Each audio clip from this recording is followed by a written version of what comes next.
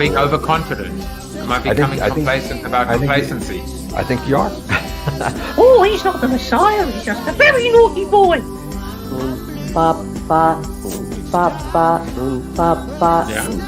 Yeah, I've got big ears. Brian just wanted to see anyone now. Piss off! That's the one, because you literally complete me, and we complete each other. You've obviously encountered discrimination in your own life by virtue of being Australian. So, Hey, Manuel Camp was a real pissant. It was very rarely stable. I don't want to get too gushy, but I might just be saying you complete me, Dean. P&G now stands for Pritchard and Good.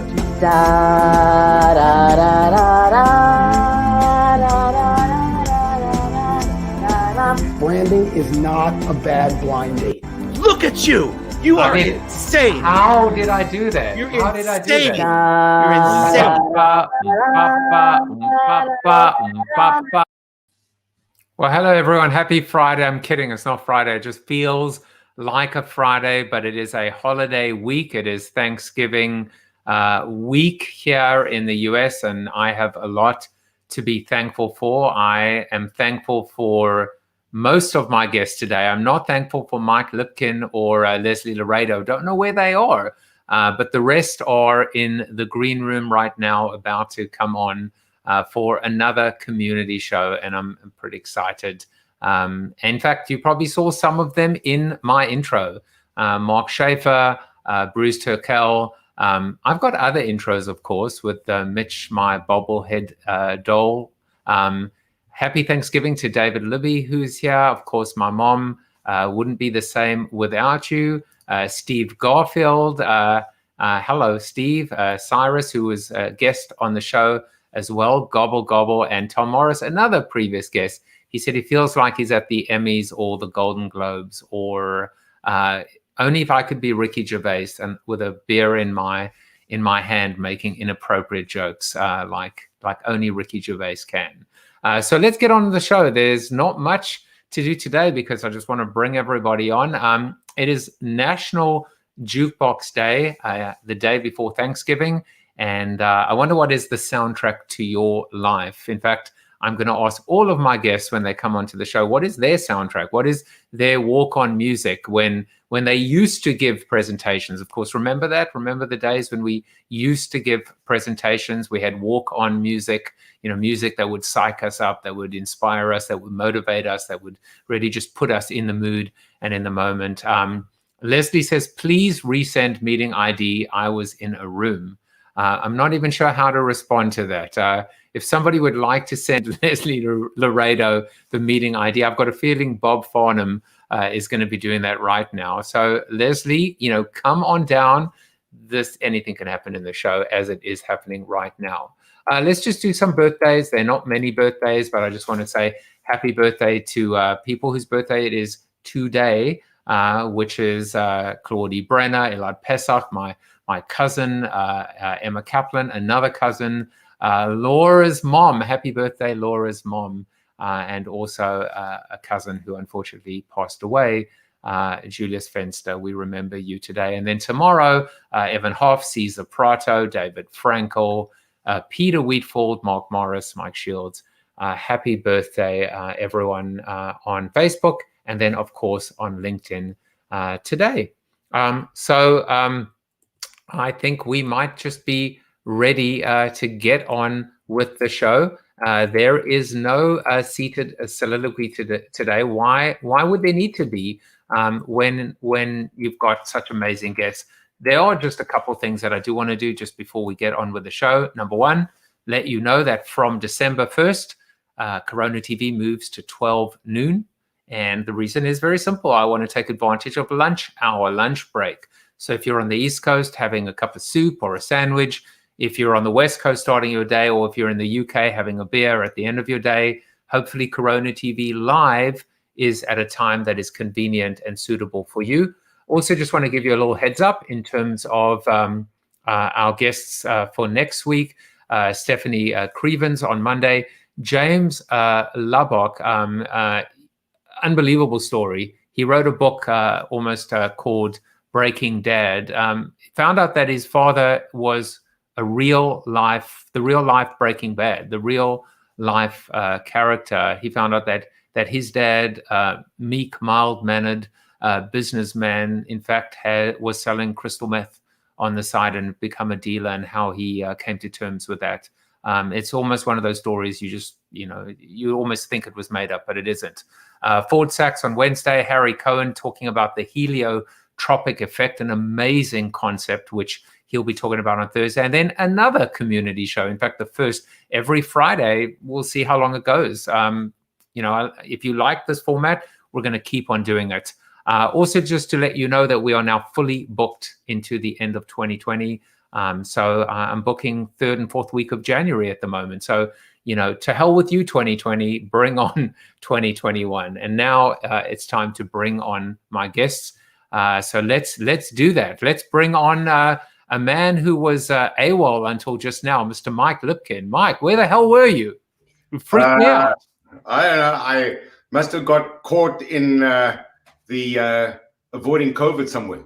Okay, and what's your walk-on music? What music do you like to be played when you come onto the stage? Rocky. There you go. Which one? No, okay, that's good enough for me. Mr. Mark what's up, Batman?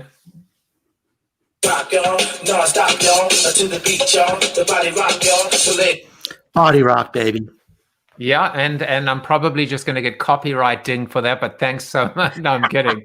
Welcome, Mark Schaefer, Mr. Bob Farnham, the man that keeps me honest to make sure when my sound and video and audio and lighting suck, which is pretty much Monday through Friday.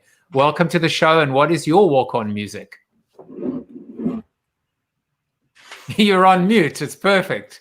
I did this the last time. I did this the last time. So yeah, no, I did that on purpose because you never make mistakes, and neither do I. So no, I was going to say the Rocky theme too. Who's going to fly now, or Gonna Fly Now, I guess it's called. Sorry. All right. Now, I'm pretty sure you did not do that on purpose, No, but we'll never know. Faith James, welcome back to the show.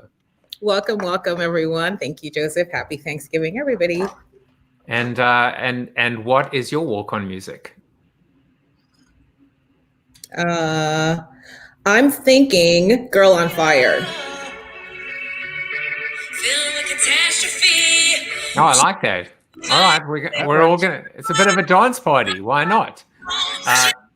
Bruce, are you ready to dance? Always.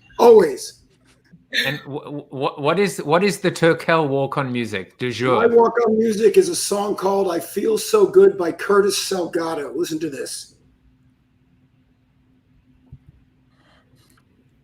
It's only coming into my ears. Yeah. Yeah. Well, That's not doing you all any good. the first sign of madness, my friend, when you only hear voices inside and not coming on the outside. I promise I had it set properly, but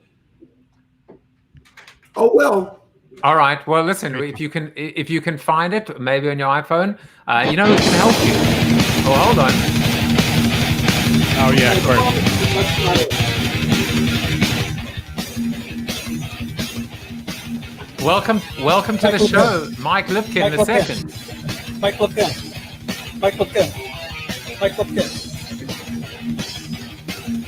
Are we going to keep going? I can go forever with that. Yeah, but by the way, someone needs to explain to Leslie Laredo, this is not a Zoom. This is called StreamYard. So if anyone wants to help her, I will give you $5. I already sent her a message in Facebook Messenger. Yeah, I mean, with the link. This is Leslie Laredo's first and last appearance on Corona TV. Leslie, so we should come we should make it special for her.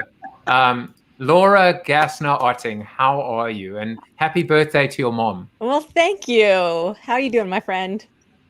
I'm paying attention, and I know it's your mom's birthday, and I know that you're not going to be with her this Thanksgiving, which is, gives you a heavy heart. And, my mom's back in South Africa, but your mom hopefully is watching the show today, and we all send a happy birthday to her today. Well, thank you very much. And what is your walk-on music? What's your plan for tomorrow? Are you a leader or will you follow? Are you a fighter or will you cower? It's our time. Take back the power. What's I like it. I like it. I love it. I love it. And There you you know go. what? And you know, Maarten, last but definitely not least. I don't know if you can hear it. We can. That'd be my song. White guy dancing over here. How are you doing, by the way? Which state are you in? North or South Carolina? Neither. I'm actually in Washington, D.C. at the moment. Well, technically, But- I'm in Maryland, but if I walk one block, I'm in Washington, D.C. All right. What are you doing there? I am visiting my 92-year-old grandfather, father-in-law, I should say, and I will use that as part of my introduction a little bit later on. All right. Well, we're gonna bring you in.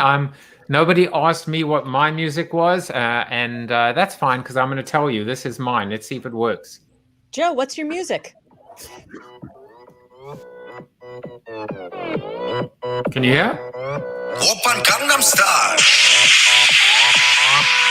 Gangnam Style.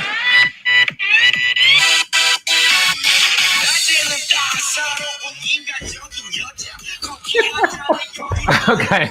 Screw that. I'm bringing you all on. All right. All right. Why we I'm start? sorry, off I'm like getting a this, call. guys- I gotta go. Yeah.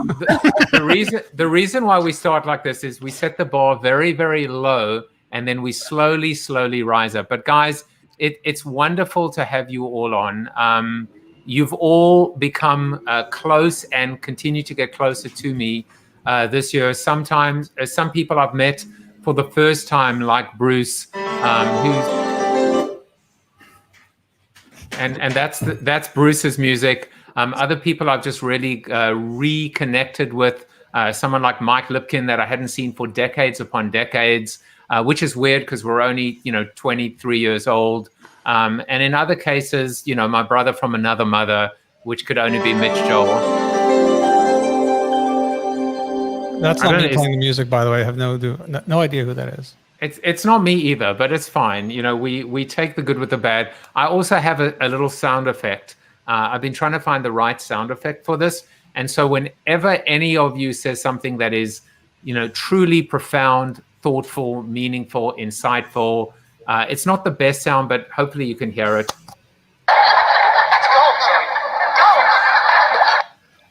Did that come across at all? Mm-hmm. Not really. Pretty poor.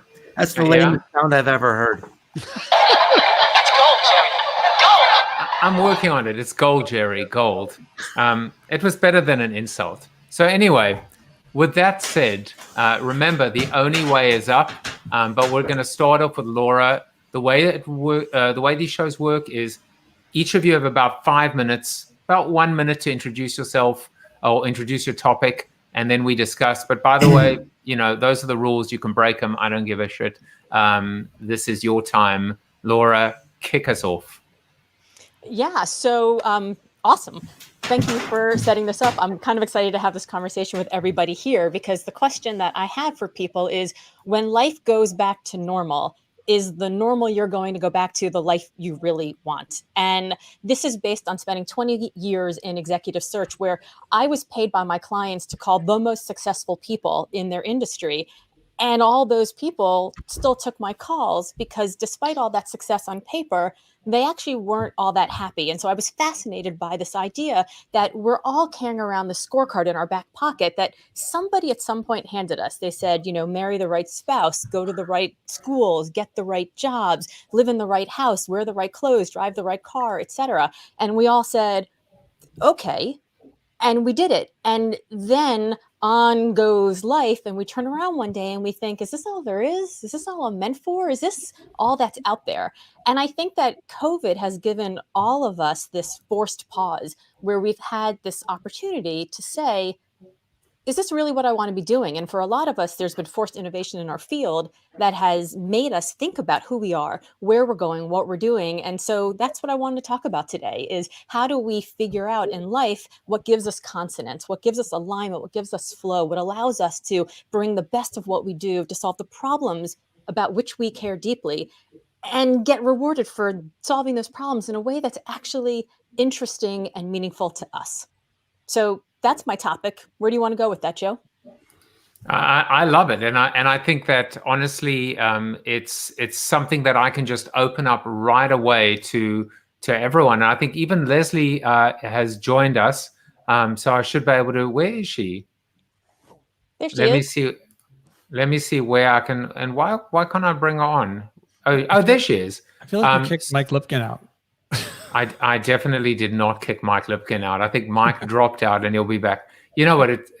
It's happening as it is happening, and as it is meant to happen. So, who wants to kick it off instead of me with a follow-up question? Who wants to respond to what Laura said? Because I think it's a beautiful way to start. Yeah, I will, Joe. I mean, I think it's really a lovely thing to talk about, and one of the things I'm dealing with is I'm at a place in my life where I love what I'm doing. I mean, I feel so rewarded, and the pivot that's happening for me is thinking about, instead of trying to hold on to what I had, I need to embrace what we have now. I don't think there's going to be a return to normal. It's going to be something completely different. And I need to let go of where I was and embrace whatever's coming next. And that was a big mindset shift for me. Yeah, I think that's happened to so many people. When I ran that executive search firm that I mentioned, we used to talk about how we were running the company. And the question that we would ask ourselves is, what are we maximizing for? Are we maximizing for profit? Are we maximizing for impact in the world? Or are we maximizing for personal freedom and flexibility? And I used to tell my senior team every year at our annual retreat, where we're thinking about strategy for the next year, that we could actually maximize on 2 out of the 3. All 3 is kind of hard to get, but what we found is that if we maximized for 2, and we always picked impact in the world and personal freedom and flexibility, we actually found that a lot of profit followed. But we had to make decisions based on 2 of the 3. And so when all of this happened, back in March and April, and we were all trying to figure out who we were and what we were going to do and how we were going to do our work, I started asking myself the questions: what are the problems that I want to solve in the world? What are the ways that my toolkit can solve those problems? And what's the best medium through which to do it? And so figuring out that really helped me, Mark, to think about, how do I go from stage to screen, really continuing to do what I want to do rather than chase some of the, the client whim that we were feeling, in the moment. So I'd like to build on that if I can, Laura. When you started talking, this was exactly the issue I was going to talk about. The reason is... so that I went first. Yes. Well, for you anyways. Timing is everything. Yes. As Steve Martin said, timing is everything. I sold my business 4 years ago, and I went through exactly the issue you're talking about. And I eventually started writing a new book. I'd written 4 books on marketing and branding, but I wrote a new book. The title, and I just finished it actually, and the title is That All There Is? And the whole point of the book was people like us who have reached a level of relative success. Mm-hmm. And relative means perhaps you're not deciding between the Gulf Stream or the Lear to go to Gstaad, but at the same time, you're also not worried about, do I buy food or do I turn on the heat? And some people have those existential issues.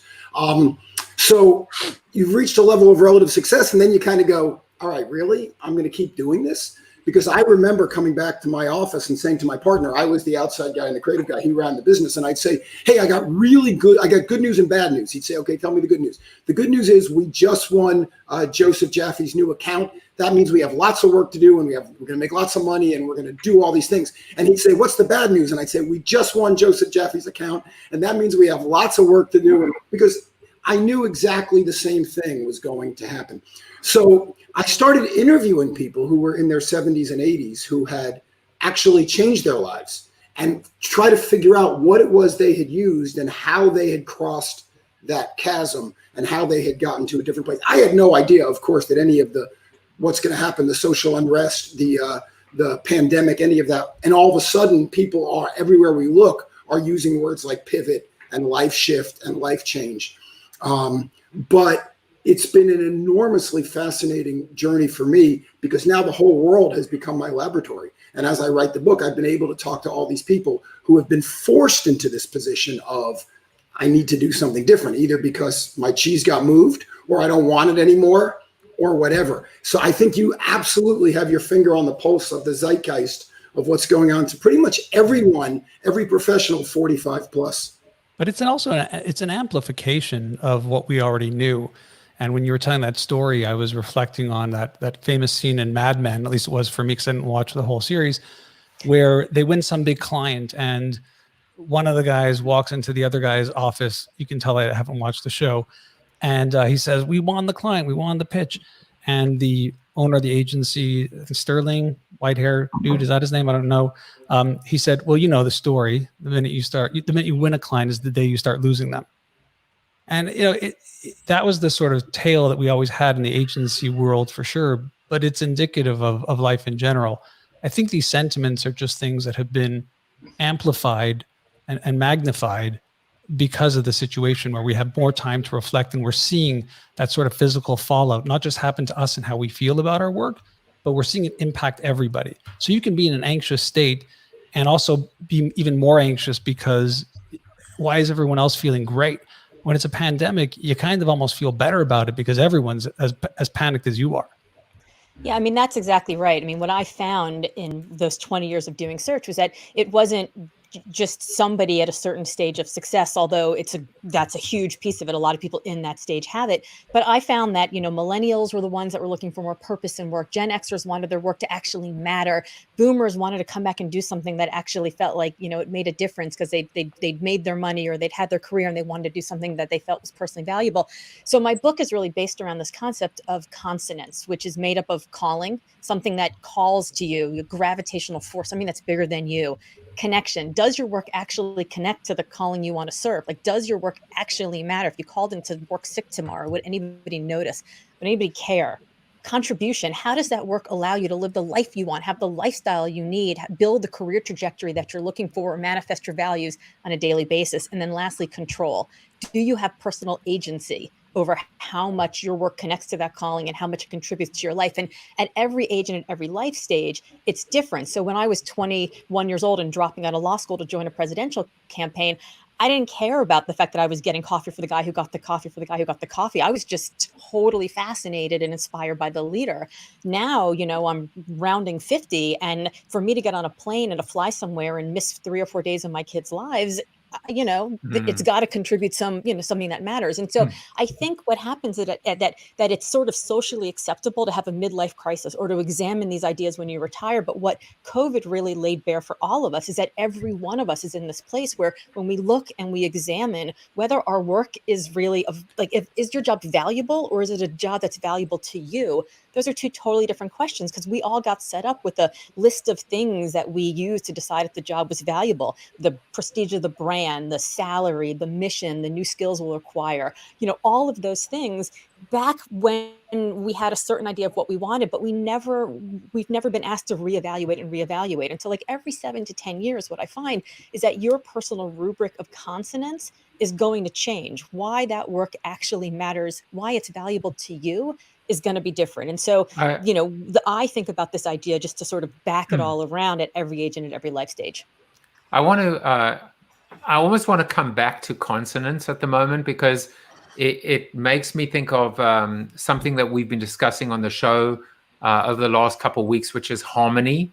And there's something very powerful about that.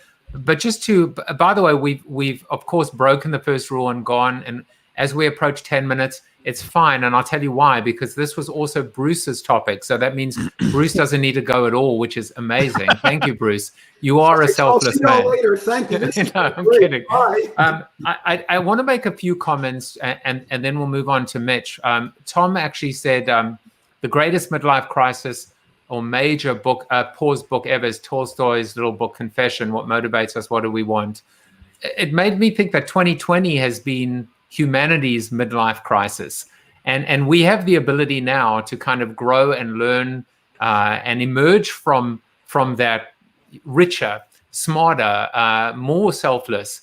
I want to say for you, Laura, you forget about what this has meant to you and how this has affected you.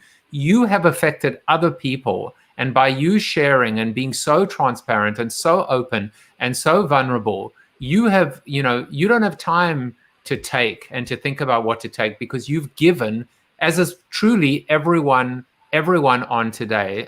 So I wanted to add that to just one other point as well. In fact, only one other point, and then we'll go to Mitch. which is Bruce said this, the whole idea of who moved my cheese. The issue is some of us have found out that we're actually vegan. So, we're dealing with that too. So you can take my cheese. I don't want it anymore.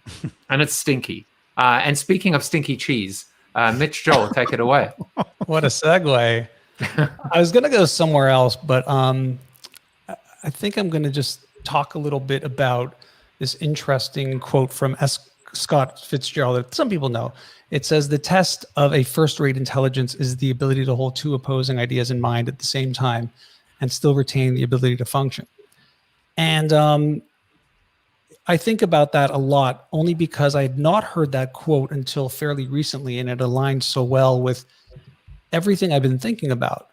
And it seems like every decision I'm about to make goes down two paths. One path is we're forever changed because of this, whether it's masks and hand sanitizer and washing our hands and social distance and how we interact and what we do.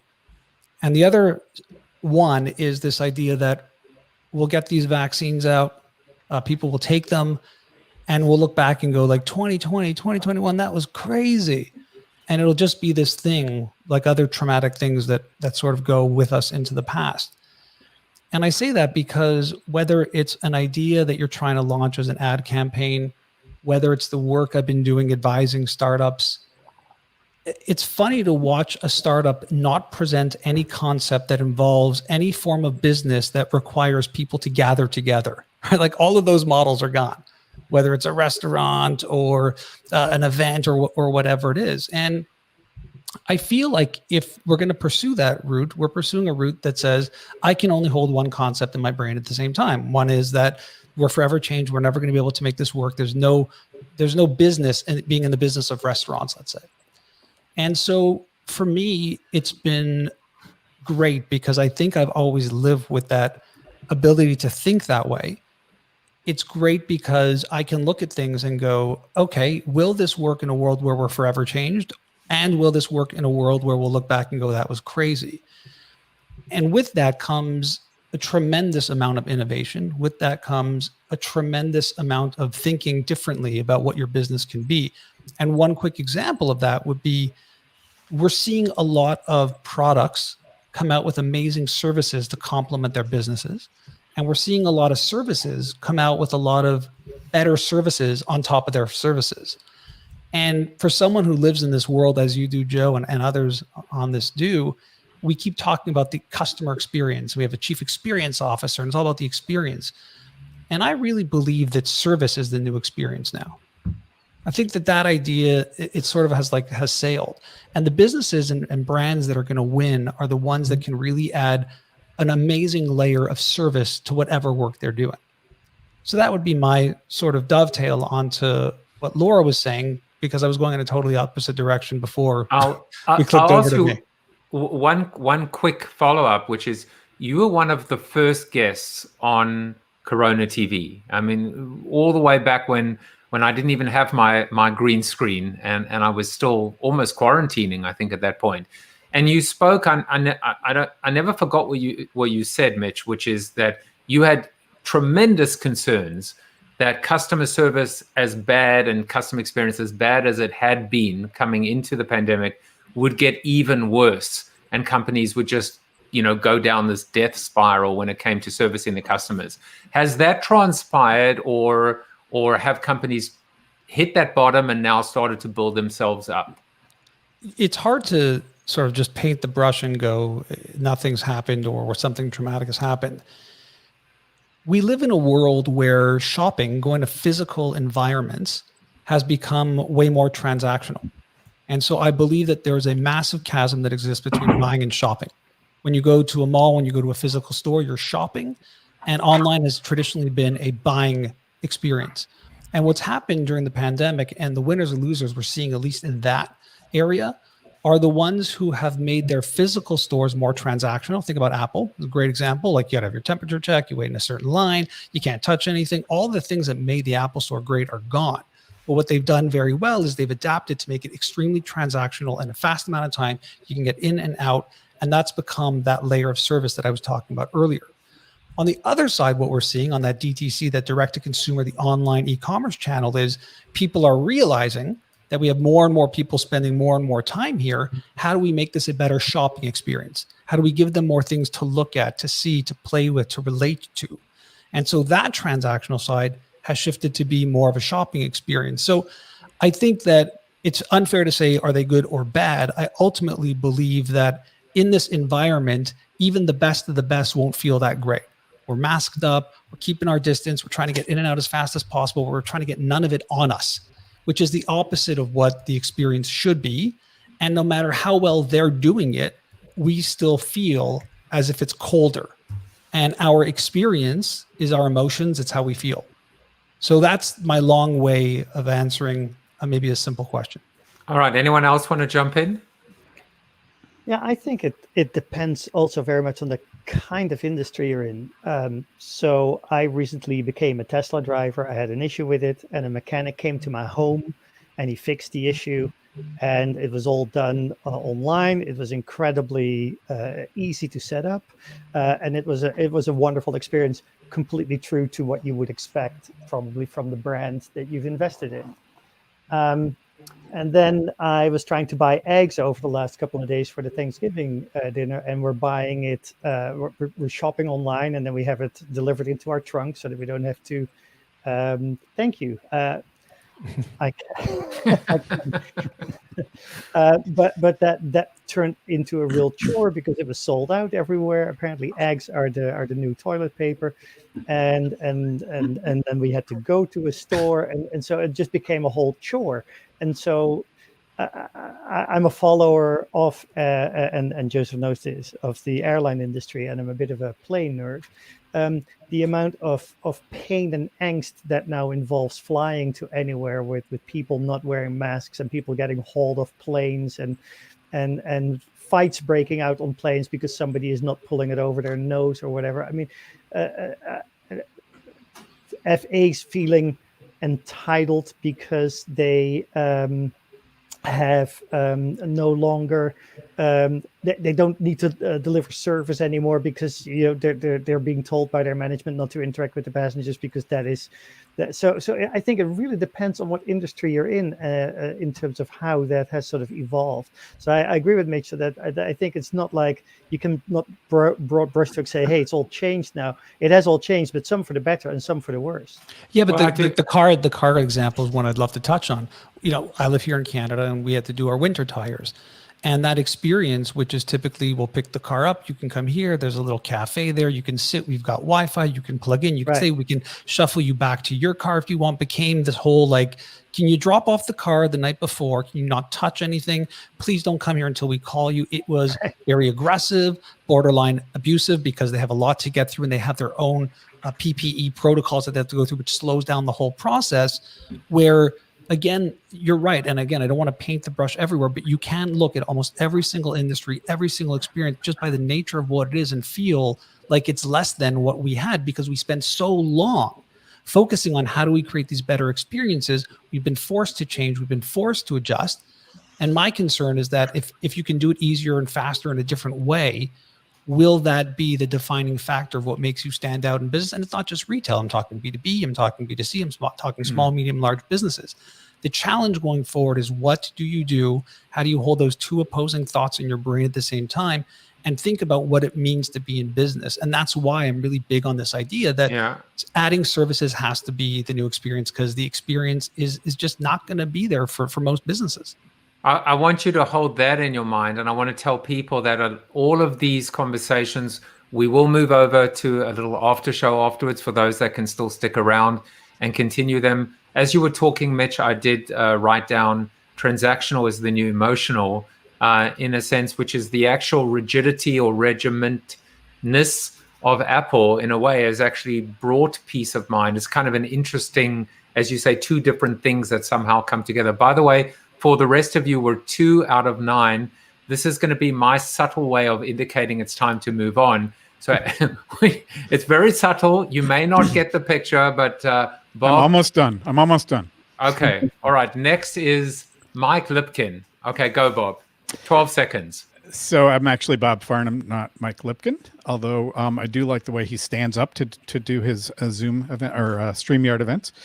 So I live in a very small state, Vermont. We have 630,000 people who live here, and a lot of people I know are realizing that we aren't going back to normal, that we're redoing normal and designing it for us.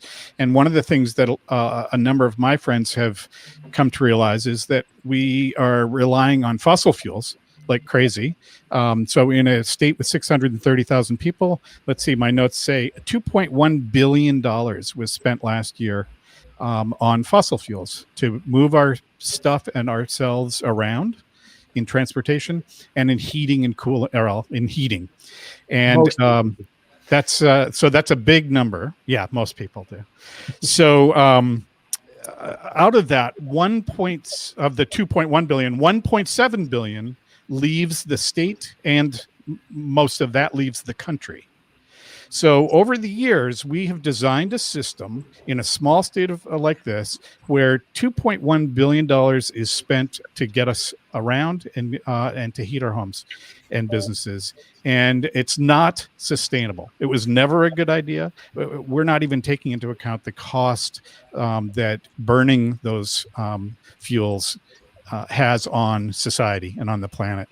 So one of the things that I'm working on is helping people get their mind wrapped around the fact that, who was it that said it? Jessica Jones last time, when she was on, she said, the change that will save the world is a personal one. And I'm going to add to that in a corporate one, because yes, I can compost and I can do things like ride my bike for short distances, but really doesn't make a lot of difference compared to the corporate side of things. So I'm wondering, from my marketing friends, what role can we each be playing to change our sustainable lifestyle or non-sustainable lifestyle to a sustainable lifestyle, and what businesses can we influence to make those changes? Google is net zero, so it can be done, and if it's good enough for them, it's good enough for us. And that's my thing. It's all about being sustainable and recognizing that we need to change. We're not going to go back to the way it was. So get engaged, get involved, and make a difference. I hear that, and if there is a bridge or connection point, I think bringing what Jessica said is terrific, because the personal, I mean, it's also perfect for what Laura started off, which is where are we? We take stock, we introspect, we recognize where we are, not just in our lives, but in life.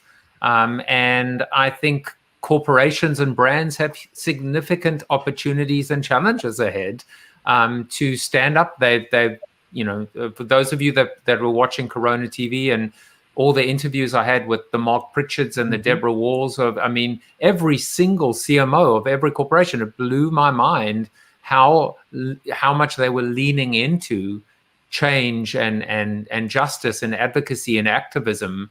But of course it applies as well on an environmental level as well. Anyone want to add to that? Let me just add, recognize that John Kerry was chosen to be the climate envoy. And that sent a signal around the world that we're back. The United States is back in the game. They recognize climate as an issue. So I see it as an economic opportunity. For me, I'm as excited about that choice as I was disappointed about the 2016 election. So there's going to be a huge, huge push for sustainability. And I'm just saying there is a huge opportunity for each of us to participate in that. I agree. And I just wanted to echo the sentiment that for me, it still comes back to the personal, because corporations are living, breathing entities held by one person, the CEO, who makes the decision, who then takes the rest of the organizations, the board, whomever, to get behind that notion of sustainability and our planet being an important thing to solve for. I think for a lot of people, it's just sort of a lack of awareness, just even at a fundamentally a basic human everyday level. If we continue to just, be on our phones, be in our computers, and not look up and realize that, 60% or more of our wild life is gone. What percentage of the rainforest have now become palm oil farms? Has devastating long-term generational impact, but it has to start with each person. It has to almost sort of like a personal reckoning. And I think it comes with more awareness. A lot of people don't spend any time reading. I mean, I just want to say it's sort of almost like a broad stroke brush, but most Americans don't bother themselves with that information, right? It's not something that's critical and in front of their faces right now. It doesn't sort of have their financial impact. Again, you're making decisions between putting food on the table versus saving the planet, right? We're going to put food on the table, but I don't think they're not mutually exclusive. And I think for those people who have the ability to educate and inform and bring a topic like sustainability, which sometimes just sort of feels like it's out there in the ether, it's in some other person's realm, to bring it home to here is how it literally impacts you, because everybody listens to WIIFM, right? What's in it for me? And so until we start to make those connecting points, I think it will continue to be those heroes and sheroes who take the lead and say, yes, I am going to beat the sustainability drum until finally somebody starts dancing to it. Well, Faith, you're definitely one of my sheroes lately. But as we keep going, and we'll move over to Mike now, that bastard that is Mitch Joel and that F. Scott Fitzgerald quote is eating its way into my brain, because the big challenge we all have moving forward is to reconcile dichotomies, polar opposites, two different sides, and figure out how do we coexist and how do we exist in general by bringing together two different diametrically opposed, sometimes contradictory forces, and find the middle common ground. So I don't know what he has to think about that, or if he has a completely unique point of view, but let's hear what Mike Lipkin has to say. Yeah, so listen, Joe, that is just a great segue into what I got to talk about, which is, being able to live as what I brand as a healthy schizophrenic. What do I mean? Well, I haven't moved out of my house for 9 months. In fact, haven't been out of the province for 9 months, and I'm a guy who usually would be traveling at least 100 days a year. So here I am, and it's Groundhog Day from a where am I physically standpoint. And whatever the opposite of Groundhog Day, that's what it is from a virtual standpoint. So on any given day, I'm talking to people in Asia, in Africa, in Europe, around the world. And I actually, and I don't say this to too many people, but I'm going to say it to the folks on this call, I'm actually relishing this time because I realize that I'm perfectly suited to this time as a very high functioning narcissist. So, as I talk to you now, I just love seeing myself on the screen. Join the club. Aware of how I'm coming across. I'm intentional. And I think actually I've become probably 90% avatar and 10% flesh and bone. So deep down, I've always been shallow. And I think being this shallow now actually vaccinates me against a lot of the pain, a lot of the trauma that the world's going through. And actually something weird has happened here. And that is, even if I look at the demographics on this call, because it's every day resets to zero, and because the present moment belongs to those who are willing to go where others are afraid to tread, if you have been willing to really lean into these challenges and experiment with the technology and invest in setting your stage and establishing your personal persona, you can become a world leader in virtual communication, because we're all fumbling and bumbling our way forward. So here I am, in my early 60s, and I've got to the point where people are now turning to me for advice on how to be a virtual influencer. A key part of my talk is virtual influence. And just prior to COVID, I felt like I was well on the way to decline. I mean, I made a living the most archaic way possible, and that means flying somewhere to literally, physically get on a stage in front of a group of people and talk. Now I'm talking into my iPhone through a program called Camo, and I'm bringing you all these thoughts. And because we're all going where no one has been before, no one can tell me that this isn't the truth. No one can tell me that this isn't valid, because we're all experimenting. So really, I suppose what I love about this experience right here, right now, is three things that I share with folks. Number one is really finding that internal certainty, just knowing that somehow you are built for this. There's a part of you that's going to resonate and is going to thrive under these circumstances. Secondly, and this is just a great epitome, sorry,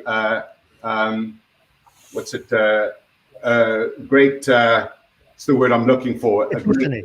A great epiphany that I had, which is you can create your own charisma far more effectively online than you can in person, because in person, I'm not in control of my environment, whereas now I am. And then finally, it really is about conditioning. It's about just one day at a time, but it's about training mind, heart, body, soul, and as Santana says, your vitals at the same time, and really bringing that sense of urgency, that sense of being in the moment when everyone is so concerned about what may or may not happen. And so, Joe, in a nutshell, I just feel like I am a millennial who just happens to have, 6 decades of experience at this point in time.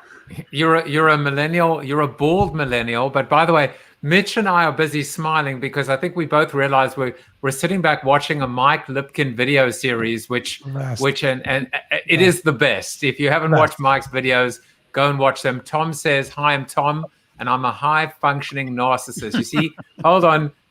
Where is it? Go on, Jerry. It's gold, Jerry. It's gold. I haven't gazed at my image for 6 hours. There you go. But interesting how you've taken this challenge, this negative, and you've said, not only am I going to find lemonades from the lemons, but it actually is better. It's actually better than the way it used to be. The old way was wrong.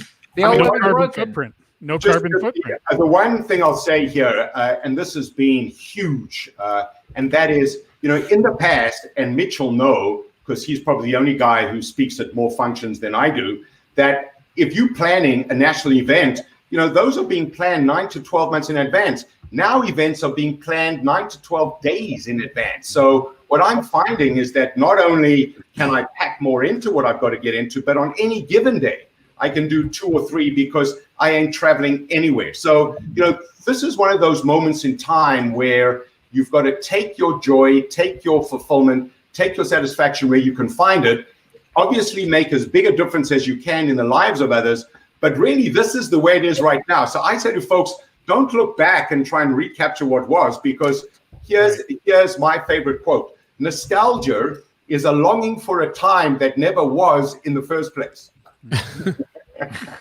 I can't even respond to that. The greatest thing in the world, by the way, is that. How do you spell nostalgia? The greatest thing, Joe, the greatest thing in the world is that when you call Mike Lipkin, it's not like any other human in the world. Any other human in the world, you're like, "How are you doing?" I call Mike Lipkin and I go, "How am I doing?" It's the greatest. Exactly. But Mitch, enough about you. Let's talk more about me. All right. No, let's.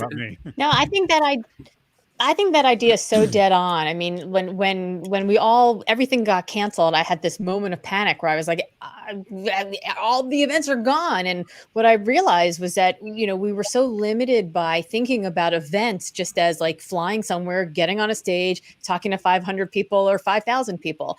And then I had this revelation moment where I was like, wait a minute. There's never been a time when events have been more democratized, little de-democratized. Forget 5,000 people. That was like, we were underselling ourselves. Like your potential audience is limitless now, which is incredible.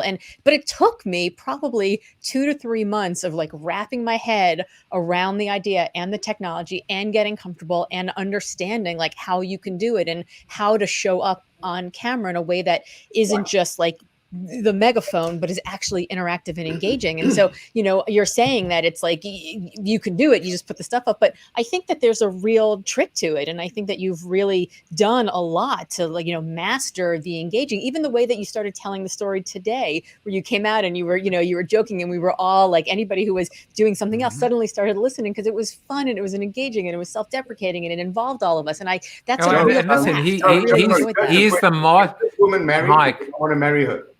Yeah. That was so good. I think my husband might have a problem with that. So good. No, well, I live in Utah, so there's not an issue there. Yeah, but just hold on. No, Laura will also tell you that, you know, marrying a nice Jewish man is not all it's cracked up to be. So, you know, but that's for the after party. You know, Mike, you are such a master manipulator because you came fashionably late, you know, burst onto the scene. You know, I got you pegged, buddy. God. I got you pegged. All right, Faith, I'm still trying to peg you, but go for it. Okay. So everyone listening, watching on Facebook, LinkedIn, YouTube, indulge me for a second. And of course, my fellow panelists, if everybody could just deep inhale.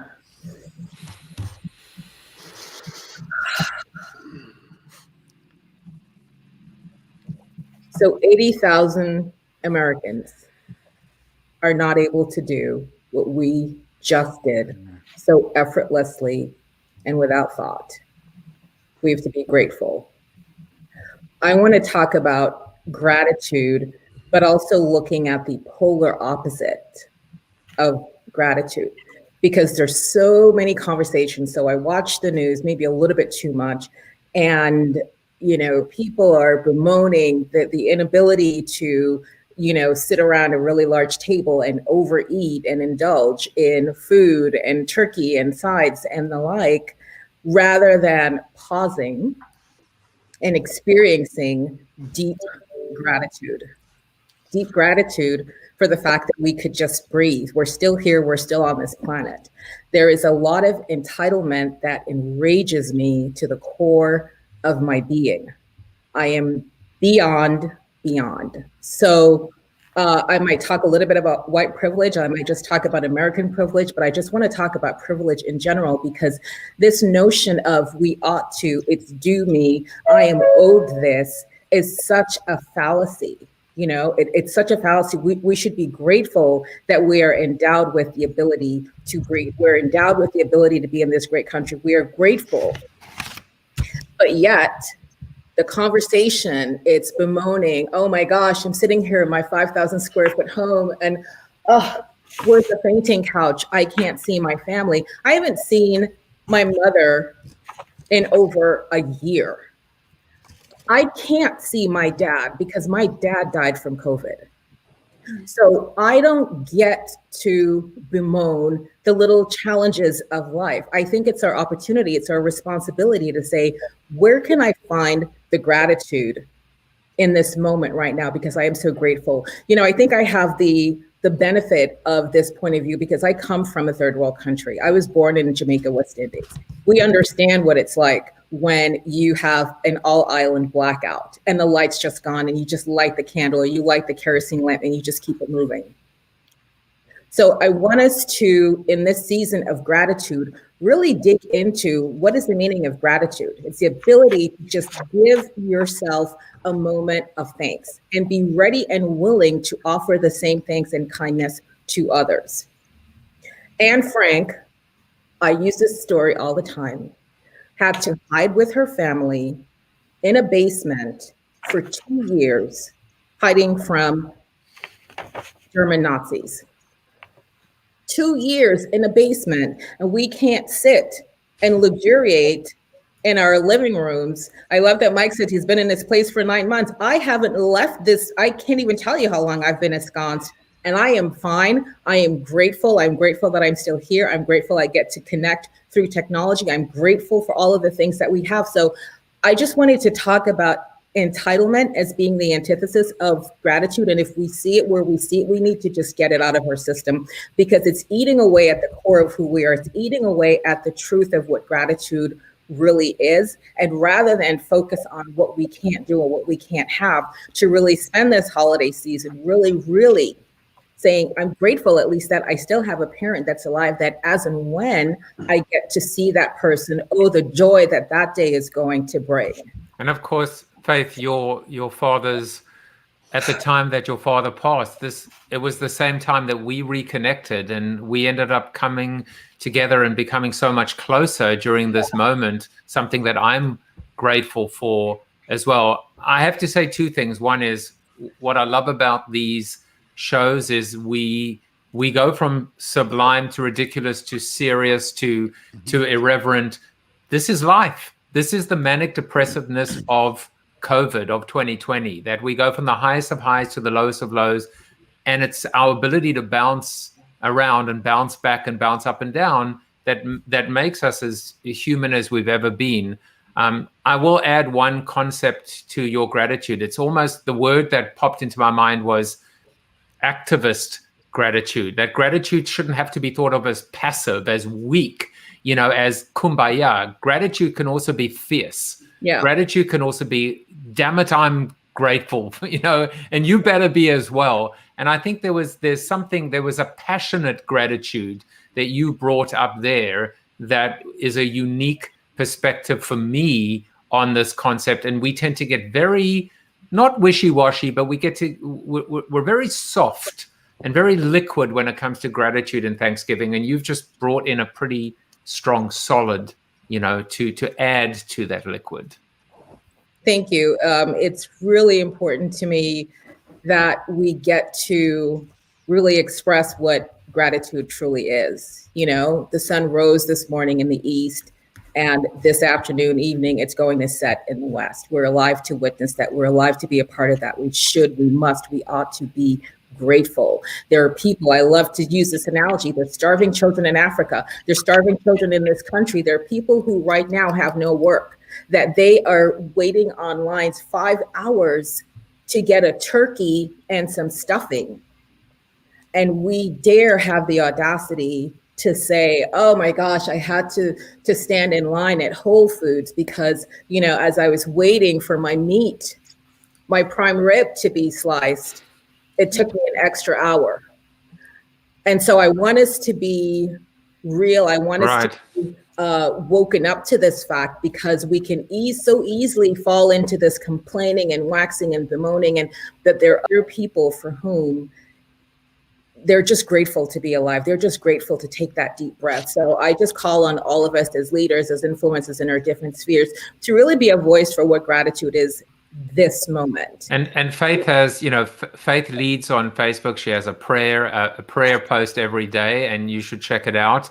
I am gonna, Faith, I think you spoke very powerfully and poignantly. I had the ability to respond to you, and thank you for that privilege. And now a different privilege, which is to have Bruce talk about not just the guitar in the background or what's on his mind, but also his hair. Your hair has definitely changed, my friend, since you were on the show. I'm digging it.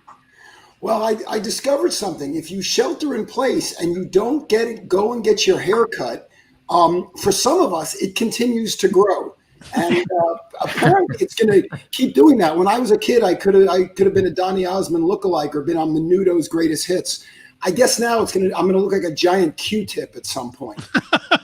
But I suppose it's just going to keep getting bigger and bigger. I don't actually know. We're going to see that. We talk about sheltering in place, and so many people have talked about used to be on the road all the time, which was my life as well, and now we're at home. And then Faith just talked about Aunt Frank being in an attic for 2 years, whereas we have to be in our own homes and all that. I have been transported through this webinar. I have been transported into a mental pachinko machine, and listening to all of you, I feel like I'm just bouncing around. And I love when Mike said that, it used to be that we would get booked to speak 9 months out, 10 months out, a year out. Now we get booked to speak 9 or 10 days out. Hell, I just wrote an entire new presentation in 8 minutes after I listened to all of you. So I really appreciate it, because Mitch kicked us off by using that F. Scott Fitzgerald quote about the mind holding a smart, intelligent mind holding two contrasting ideas at once. And for some bizarre reason, that's what every one of us has spoken about. Part of what I did when I ran my agency and I worked with my clients is I would always look for patterns. I would always try to figure out. I believe that the creative work that we didn't actually create. We simply uncovered it. It was already there, which is why when we presented our solutions, clients used to go, oh yeah, that makes sense. Oh, I should have thought of that, because it was right there. And that's what y'all have been doing. So Bob talked about sustainability, and then Faith had two ideas. We have gratitude on one end, and then we have entitlement on the other end. And then, of course, Mike talked about two ideas when he said he's a healthy schizophrenic, which, as far as I understand, unless you're civil, is balancing two ideas right there in your head. And then, of course, Laura stole my whole concept of what I was going to talk about anyways, which, thank you for that, which meant I had to run off in a different direction. But I think the really important thing here is that we are all figuring out how to cope, and we're figuring out how to cope with what's going on so many different levels. So there's spiritual levels, and there's personal levels, and there's professional levels, and there's the levels that pay us, and the levels that feed our souls, and the levels that help others. And, you know, Bob talked about helping the world and being sustainable. So we're all trying to figure all of this out at the same time. And the interesting thing is we are all doing it. It's not like you're at that stage in your life, you've reached a midlife crisis. You're right now, as I said earlier, it's the zeitgeist of what we're all going through, because everybody's saying, where's this going? What am I going to do? There's a quote that was ascribed to Mark Twain. He probably didn't say it, because I don't believe he said any of the things that he was, you know, like they say, don't trust anything that Abraham Lincoln posted on the internet. It's kind of the same with Mark Twain. But the great quote was, the two most important days of your life are the day you're born and the day you figure out why. And of course, the first one we have absolutely no control over. And chances are very good that we don't have a lot of control over the second one either. I mean, you can do the navel gazing, you can be introspective, you can submit your life to others or other causes. But you're probably not going to figure out why you're here. Maybe you get lucky, but I don't think so. But as I've been doing all this work and I've been interviewing all these people and trying to get as far away from the agency business as I can, what I've kind of figured out, Laura had either 4 or 5 C's. I was writing as fast as I could, but I didn't get them all down. But I've reduced it to 3 P's. And I think these 3 P's become really helpful in figuring out what's next. And by the way, let me just tell you up front, I hate the term, the new normal. Instead, I prefer to use the term the now normal, because these things keep changing all the time. But this idea of holding all these ideas in our heads means that we need to go forward somewhere. And also the problem with new normal is more than one thing can exist at a time, right? So they used to say that, oh, well, once television came along, it's going to replace radio. But it didn't. They both existed simultaneously. And in fact, radio is stronger now than it ever was. And then when the internet came along, they said, well, the internet, that's going to do away with television. Of course it is.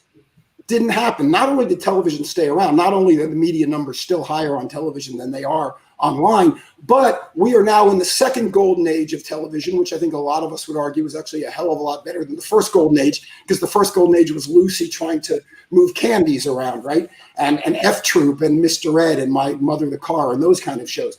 So all of these things exist together, but I think these 3 P's can really help us figure out what it is we want to do, what it is we should be doing. The first one, you already know it, is passion.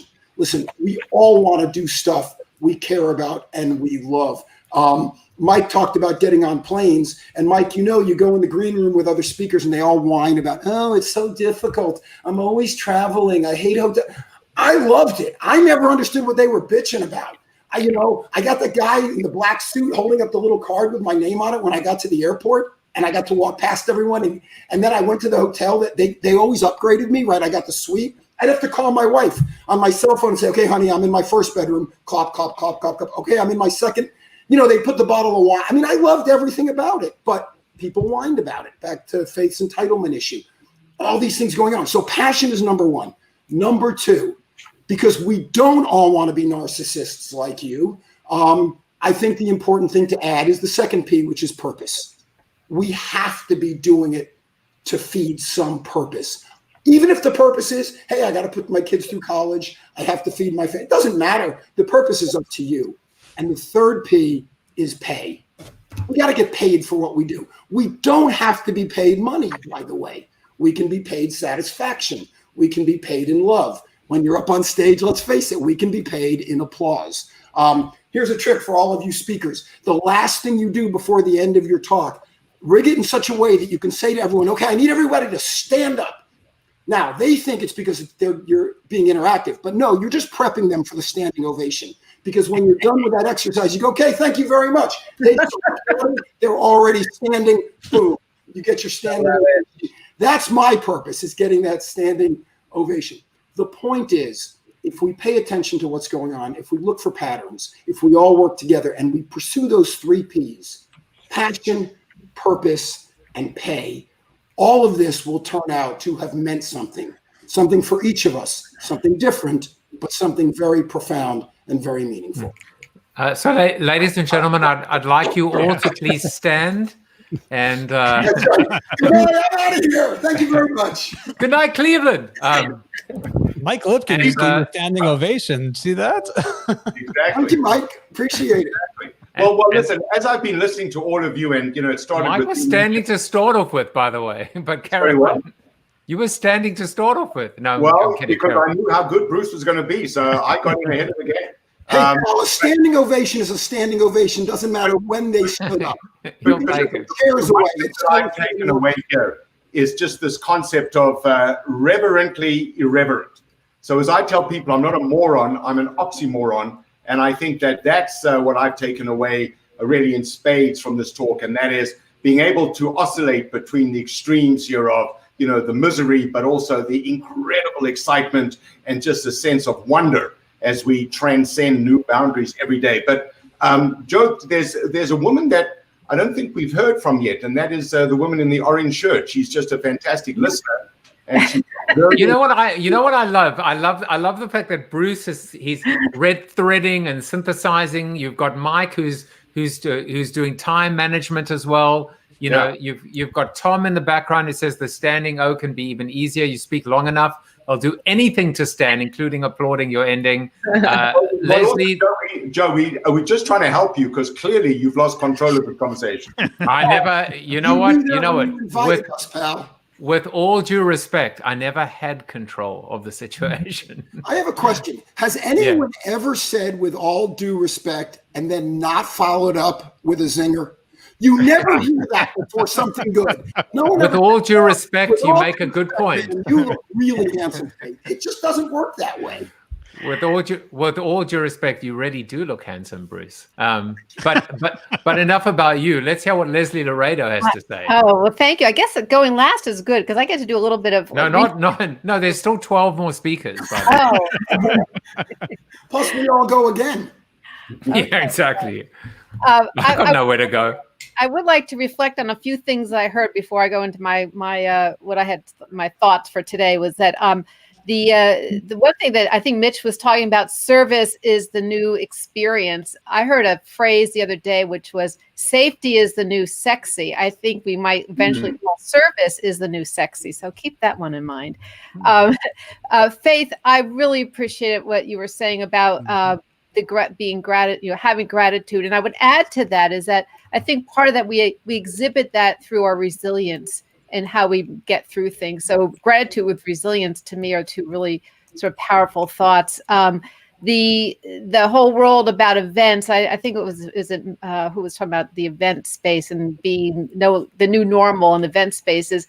One of the things that I think we have to think about is it's not new, it's a reinvention of what was. And because I work in the virtual event world, and my comments will be a little bit about that, but everybody try to mimic in-person events, and now we have to really look at them as not mimic, but really how do we reinvent that? Because what in-person events were largely about networking and things that are very hard to do in virtual. So there's a lot of issues around virtual, but that leads to one of the C's that I'm not sure, Laura, if I caught that it was community. And I know you had a lot of C's, but the C for community is one that I spent a lot of time thinking about it because Joe and I had a back and forth about it recently. There was an article in the Harvard Business Review about community is the new business advantage. So I spent some time thinking about my own personal communities and my business communities. And the personal communities are stronger and based on different criteria than business. And I was thinking that maybe that's something that business needs to learn and take from personal communities in order to have a better business advantage. So I think about my personal communities that are around things like where I live, or the sports teams I follow, or the entertainers I follow, or my politics. There's communities around all these feelings that we use the communities to enhance or validate these feelings, and to share beliefs and to improve our experiences with these things, and hopefully in some cases also to grow and diversify the communities that are buying into these beliefs. But when I think about business communities, I think about them mostly about trying to improve functionality of their product, or to listen more to their customers so they can make a better product, or do things that are more about them, not about really their community. And I know there's some examples out there that do defy this, but I think one of the big opportunities coming forward with the new normal is to reinvent the concept of communities and do it in a way that we really are talking about how do we share differently? How do we collaborate differently with the virtual platforms, and not look at virtual events as a mimic of an in-person, but look at them more as how do we get more collaboration and do things that are really part of how our personal communities, why they're so important to us, and bring that part into the business community world through maybe at this point it's going to mostly be through virtual events and virtual communications. I mean, I call this, Leslie, I call this Corona community, and certainly you're part of this very special Corona TV community. What's happening right now, the 10 of us is community. The after show is community. I've used this quote a lot, which is, community is defined as a bunch of strangers who care about each other a little bit more than they should. And I love this parlay from you, which is this idea of how do we keep talking about it from a corporate or brand standpoint, but how do we actually bring the personal elements of what is real community to what is this maybe contrived, artificial, fake, made community, and if we do it well, truly competitive advantage is the answer. So I love that thought. By the way, we've gone a little bit long, which of course is expected because, as we found out, I have no control. Death, taxes, change, and this going long. Before Laura has to leave in a few minutes, but before we do that, and then we'll go back to you, Leslie. There is a Corona question that I've been asking everyone this week, and I want to make sure that each of you ask or answer this question. The question is, what are you thankful for? Faith started. I mean, she's already partly answered it, but this is kind of like a lightning round. We'll go in order. Laura, I'll let you start, and then you can drop off when you need to. But I would love for each of you to just tell everyone, what are you grateful for at this time in your life, in this time of our lives in 2020? Oh, I'm grateful for Mitch Joel. I'm grateful for Mitch Joel, who walks me off a ledge every other day when I call him with some, harebrained business question or technology question. So, Mitch, I'm grateful for you. But I am also grateful for my mom. I would be remiss if I did not give her a shout out today on her birthday, because she is the strongest, most capable, hardest working woman I know, and she has taught me everything I know, other than technology and speaking business. That still remains Mitch's purview. Mitch, what are you grateful for? I'm all choked up now. I mean, I don't know what to. Thank you, Laura. It's very kind of you. Yeah, I'm just grateful that a long time ago, when I was young, I didn't look around at the world like my peers and think that that's just the path. And that I stayed inquisitive and curious and asked questions and hopefully was open-minded. And I'm just thankful that I didn't take that sort of standard path that a lot of my peers took, and that it enables me to be in a place like this where I get to hear so many diverse voices and perspectives and attitudes. And that would be it. Bob? I am grateful for the fact that I have two sons, let alone that I'm not going to be able to see them for Thanksgiving. But family, I guess. You know, my 89-year-old mother who's suffering from dementia and occasionally remembers things. Having that family connection is just, you know, so important. Mike? So I'm just grateful to be able to practice my craft into my 60s. I'm grateful to be standing here and fully functional, and I'm really grateful that I can still pee without pain. You have to follow that. Sorry,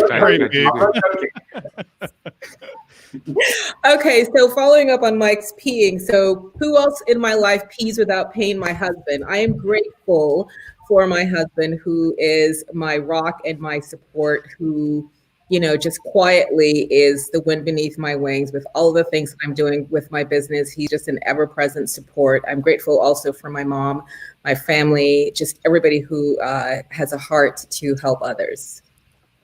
Mr. Bruce?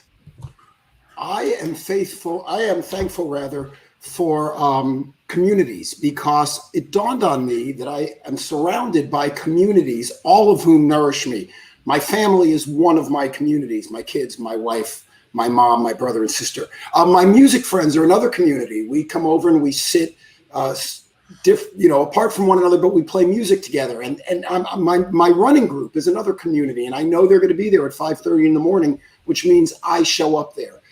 All of you are a community. Joseph, you've introduced me to so many new people that make me think and make me do new things. My speaking friends who I meet when I'm on the road or used to meet. By the way, I have to put in a plug. Wednesday, you said that Ford Sakes is on your show. Yes. Ford Sakes is in my speaking community. He was in Miami speaking. He called me up. We had dinner. I asked him a tech question, and he said, put the recorder on your phone. I'll tell you how to do that. And he talked for an hour and a half. I'm not making fun of speakers talking too much. And it was unbelievable what he taught me. So anyone who has tech questions, wants to know how to do this and that, show up on Wednesday, because the guy is a genius. I'm thankful for my nonprofit organization community. So when bad things are happening in the world and I need to feel like I'm doing something good, I can call them up and say, what can I do? I'm thankful for my political communities. So when bad things are happening in the world and I want to make a difference, I can call them up and say, what can I do? All of these people around me make me who I am and make me enjoy every bit of it. Wonderful. Leslie?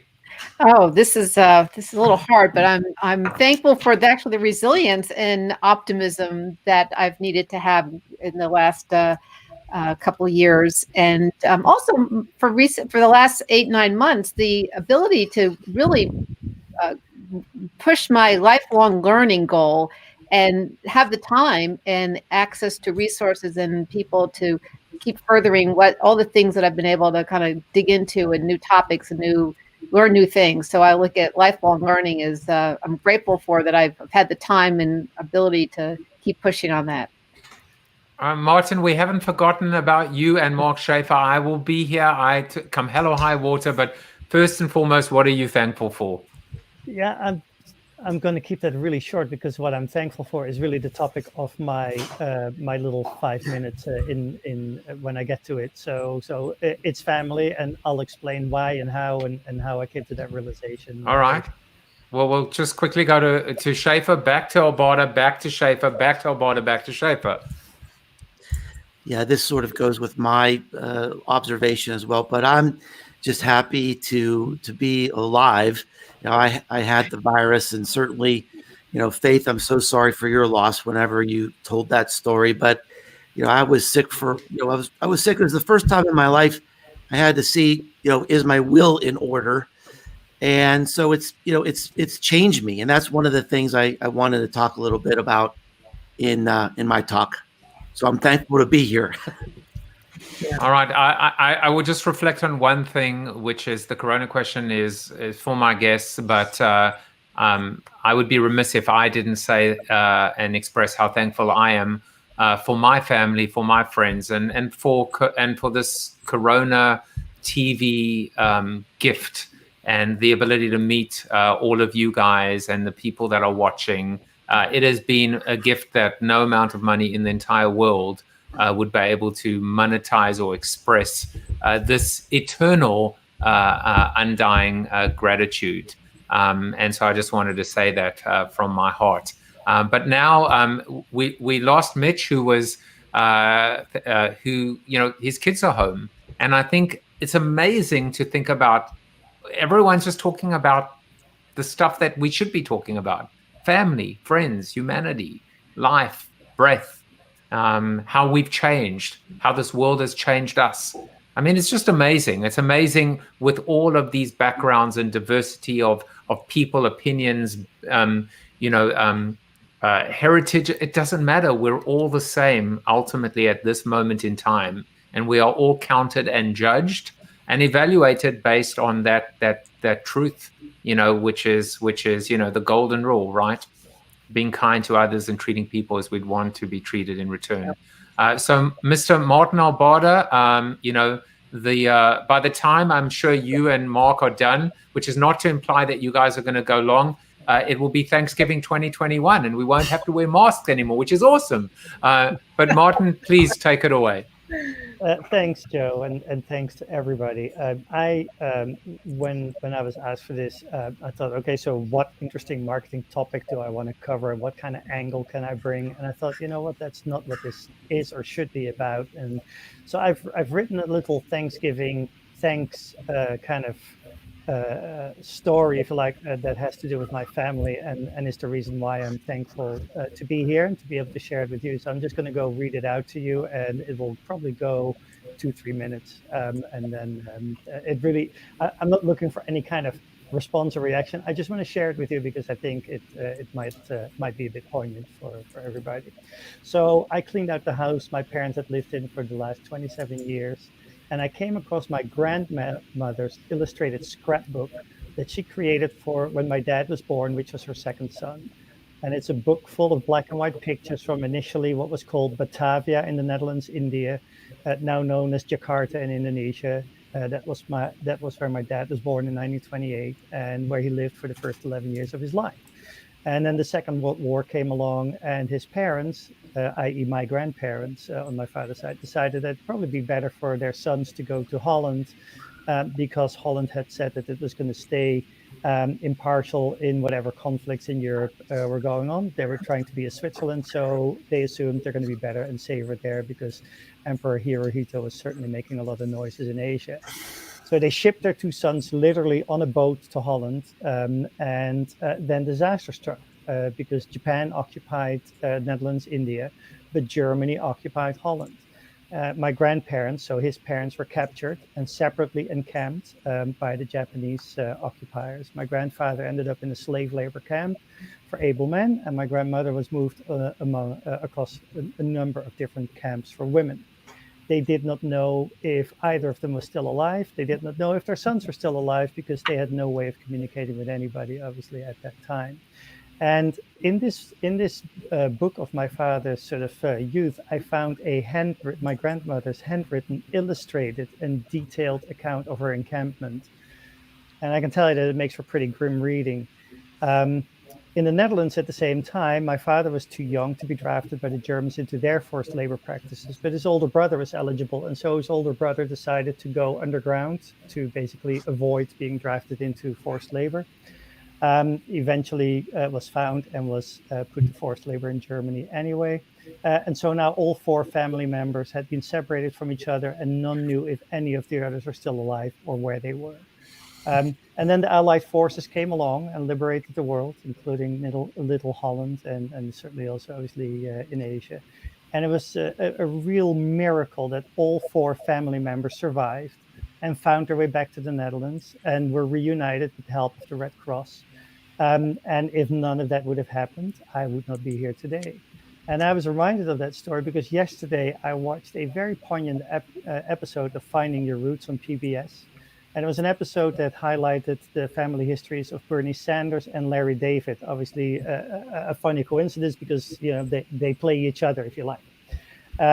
But if you look at that family's history, it really reminded me of my family's history. And it just highlighted to me the kind of ordeals and survivalism that many of our parents had to live through and that showcased in my family's history, showcased by those gentlemen's histories as well. And all of that was just one generation away from myself.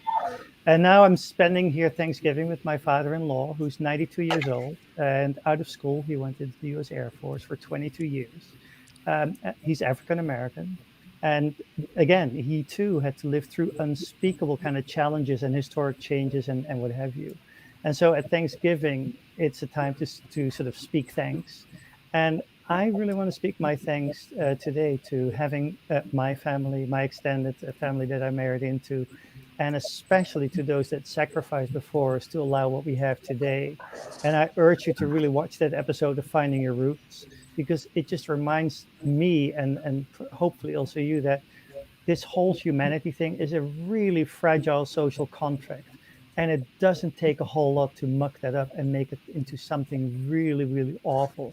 And so I really feel we have to be super vigilant to not slide back to what many of us just one generation ago had to go through in order to sort of make possible what we have today. So I wholeheartedly support Faith and her sort of sentiment. And that was what I wanted to share with you. There really isn't any other point than I wanted to share with you, and hope that it sort of gives you point for pause and point for thankfulness as well. Thank you. It's beautiful, Maarten, and it's given me a new perspective on you in terms of why you hate bananas as much. That's absolutely that's where it's coming from. But in all seriousness, one of the things I've said throughout this CoronaTV growth experience for me, this journey, is you think you know people and you don't know them, and you and I know each other. But there were people that even I thought I knew, and I had no idea. I'd never taken the time to ask them, to get to know them. That didn't mean I was a bad person or selfish. I was just like everyone else. Yeah. I was just swept up in my own life and my own neurosis, in my own day-to-day. And even today, I find out something so profound and deep and beautiful about you and what it's, and if not for everything working the way it was meant to work and the miracle of everyone surviving, I wouldn't have found out that you hate bananas. And so there you go. Thank you, Maarten. That's exactly right. And that was really, there wasn't any other point. And it happened all very recently. And I just wanted to share it because it is poignant, because that was also the point about the show yesterday, that there's a number of really sort of very small things that if they didn't happen, we wouldn't be happening right now. And so that was, anyway. I appreciate it. Michael Donnelly, who of course we both know from Coke days. We're thankful for CoronaTV. Thank you, Joseph, for assembling some of the best and brightest to share their perspectives with us. Happy Thanksgiving. Happy Thanksgiving to you, Mr. Donnelly. And now, last but not least, the man that you've been waiting to give yet another standing ovation for, the one, the only. This is what I have to say to boost him, because I'm just glad that he didn't, just say, to hell with us, I'm out. Mr. Mark Schaefer. Well, the main thing I have to say is Maarten should have been last, because what a beautiful story. And I think this wasn't by design, but what I had thought about really does wrap a lot of these ideas together today, and it will be very short. I mentioned that I had the virus and went through a very deep illness, and it's changed me. And I'm not sure it's changed me in all good ways. And I think we're all suffering in some way. We're all grieving in some way. And we have to be able to discern what's happening between our pandemic selves and our real selves. I just want to tell a very short story. I was talking to my daughter-in-law, and she said, I got this video of my little nephew, blowing out the candles on a birthday cake. And I just freaked out. How can you be blowing all that air over a birthday cake? I will never blow air on a birthday cake again. Now, if she had said that 9 months ago, we would have thought, that's a little wacky. And I think everyone is changing in small ways and large ways.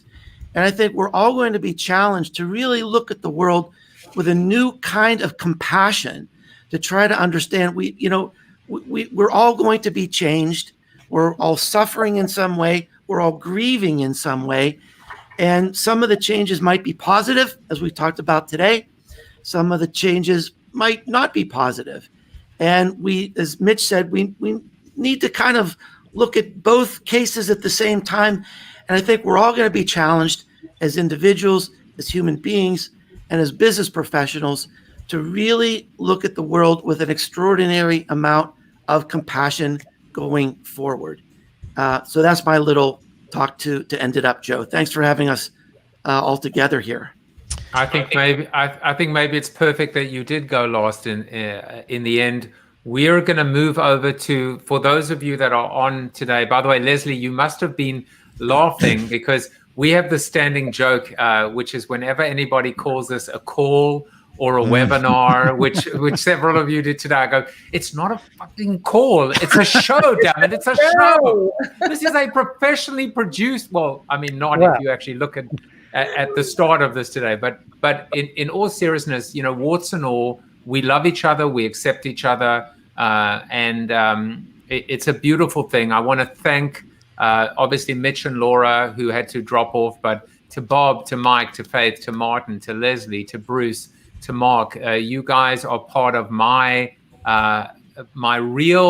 pandemic family, my real family, my community, however you want to call it. But for me, this is just all about onward and upward, and the relationships that we have are absolutely sacrosanct to me. They're very special. For those of you that can join the Zoom after show, please do. For the others that have been patiently waiting to join our after show, it's small, it's intimate, it's special, but I wouldn't trade it for anything in the world.